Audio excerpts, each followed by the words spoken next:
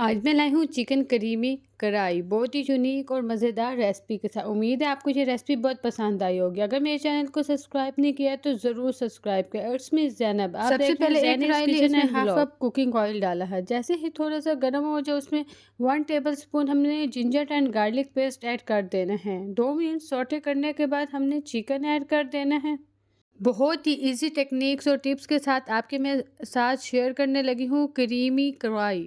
ٹپ آپ ضرور دیکھے گا۔ ویسے تو ہر کسی کو بنانی آتی ہے کیونکہ یہ بڑے اور چھوٹوں کی فیوریٹ پسندیدہ ڈش ہے، لیکن جب یہ کڑھائی بناتے ہیں تو گریوی کا مسئلہ آتا ہے۔ یہ ہماری ٹپ نمبر 1 ہے کہ گریوی کو کیسے بڑھایا جائے اور ٹیسٹ بھی ویسے ہی مزیدار رہے۔ 1.5 kg میں نے چکن لیا، اس میں نے 1 پیاز کو اچھی طرح چوپ کر کے اس کا پیسٹ بنا لیا، وہ ایڈ کر دیا۔ ساتھ ہی 1 table spoon green chilli paste ڈال دیا، 1 ٹیبل اسپون سالٹ ایڈ کیا۔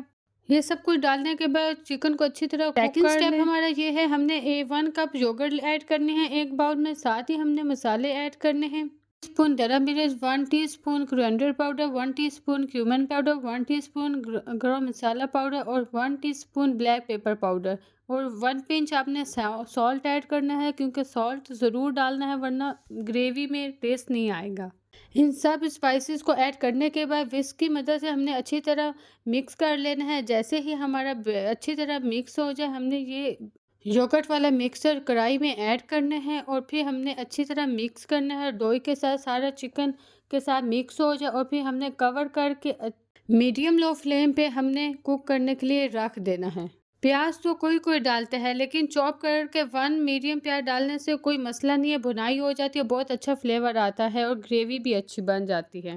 دہی والا بیٹر ڈرائی ہونے کے بعد، پانی ڈرائی ہو جائے، پھر ہم نے کریم ایڈ کرنی ہے۔ کریم کو ہم نے ڈالنے کے بعد مکس کرنا ہے اور کور کر دینا ہے جب تک آئل اوپر گریوی کے اوپر آ نہ جائے، تب تک ہم نے لو فلیم پہ دم دیے رکھنا ہے اور بہت ہی مزیدار نرم بوٹی کڑھائی کو گارنش کریں اور خمیری روٹی کے ساتھ